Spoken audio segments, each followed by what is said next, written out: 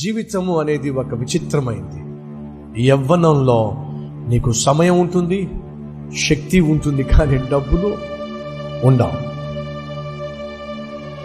మధ్య వయసులోకి వచ్చేసరికి నీకు డబ్బు ఉంటుంది, శక్తి ఉంటుంది, కానీ అనుభవించడానికి టైం ఉండదు. పెద్ద అయ్యేసరికి నీకు సమయం ఉంటుంది, డబ్బు ఉంటుంది, అనుభవించడానికి ఆరోగ్యం ఉండదు. ఇది జీవితం. నువ్వు పుట్టినప్పుడు ఎవరొచ్చి చూశారో తెలియదు, నువ్వు చచ్చిన తరువాత ఎవరొచ్చి చూస్తారో కూడా తెలియదు. నీ బ్రతికున్న 3 నాళ్ళు ప్రేమగా బ్రతుకు, అనురాగంతో బ్రతుకు, నీ చుట్టూ ఉన్న వారితో సమాధానంగా సంతోషంగా బ్రతుకు. ఇంతకంటే గొప్ప ధన్యకరమైన జీవితము మరొకటి లేనే లేదు.